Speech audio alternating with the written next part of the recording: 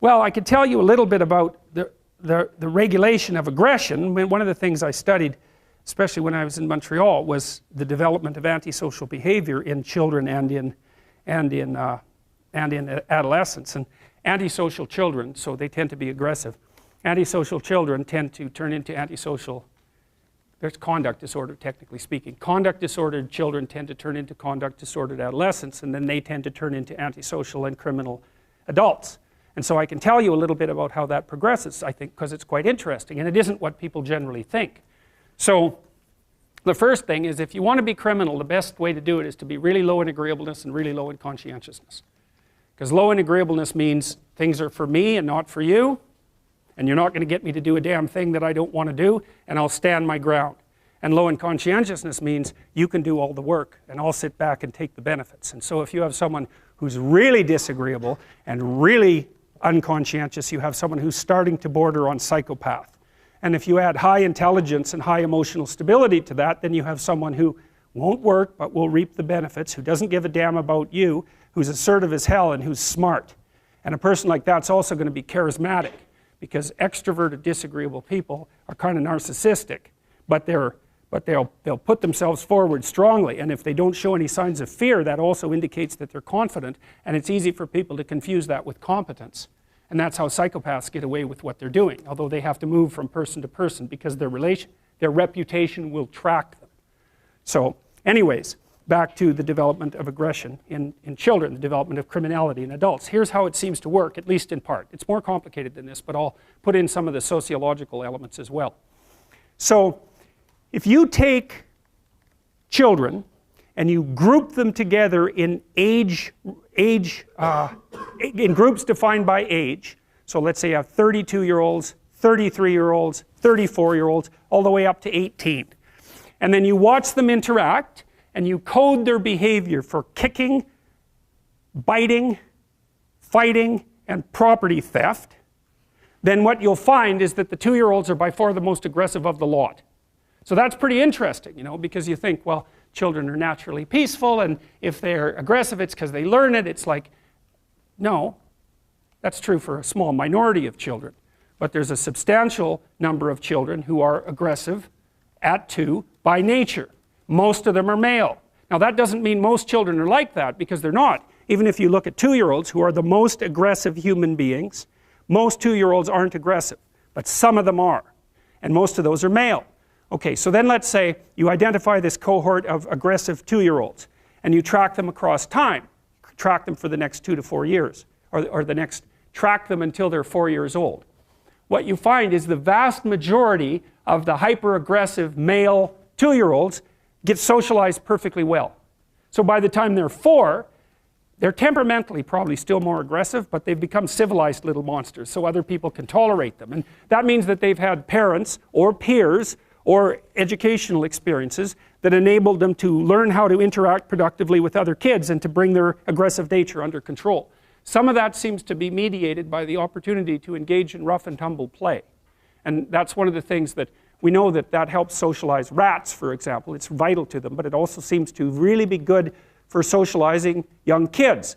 And rough and tumble play, which is something that adult males particularly like to do with young kids, by the way, not before 9 months because they're just too little, but once they become ambulatory and, you know, kind of puppy-like so that they're a little bit more robust, then you can play a lot with them, and you can play with them right at the edge of danger too, which kids absolutely go nuts for that. They love that. So when I had little kids, I made this kind of wrestling ring out of these 2 couches that we had that would hook together, and I'd bring them on there and, you know, toss them up in the air and catch them, you know, 8, 10 feet.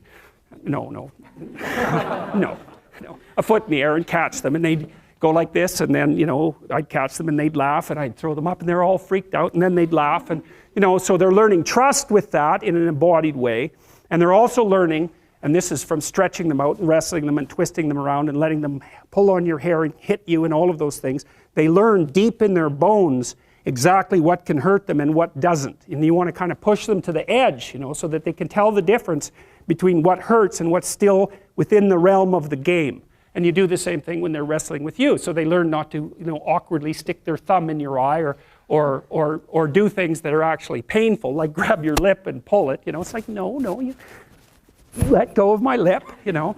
And so that seems to help regulate the aggressive impulses and help the child find a more appropriate embodiment. You could think that what you're doing in some sense when you're rough and tumble playing with kids is teaching them how to dance, because that is what you're doing.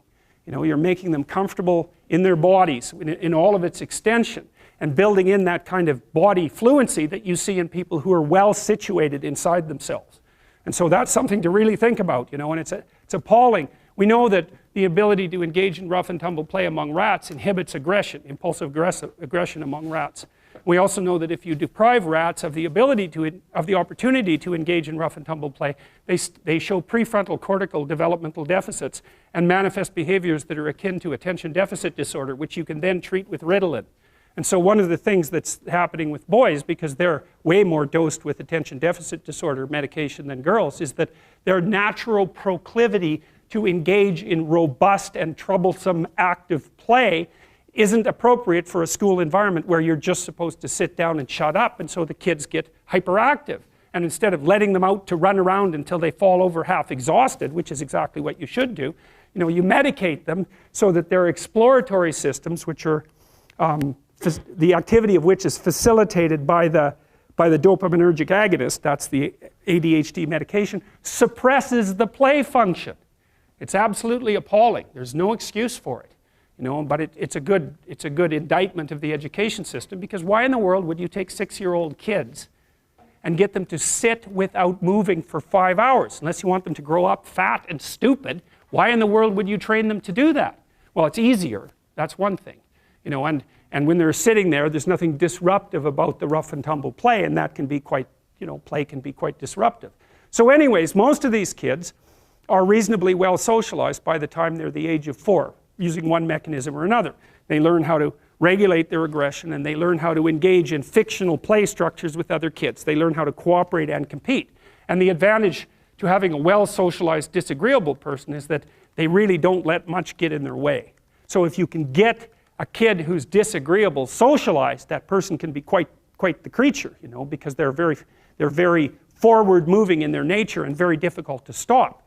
But if you don't get them successfully domesticated, tamed, roughly speaking, by the time they're 4, their peers reject them.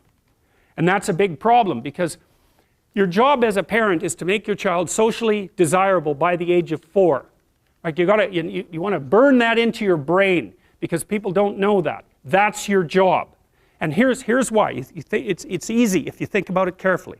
So you imagine you've got a 3-year-old child, so sort of halfway through that initial period of socialization, and you take that child out in public. Okay, what do you want for the child? Who cares about you? What do you want from for the child? You want the child to be able to interact with other children and adults so that the children are welcoming and smile and want to play with him or her, and so the adults are happy to see the child and treat him or her properly. And if your child's a horrible little monster because you're afraid of disciplining them, or you don't know how to do that properly, then what they're going to do is they're going to experience nothing but rejection from other children and false smiles from other parents and adults.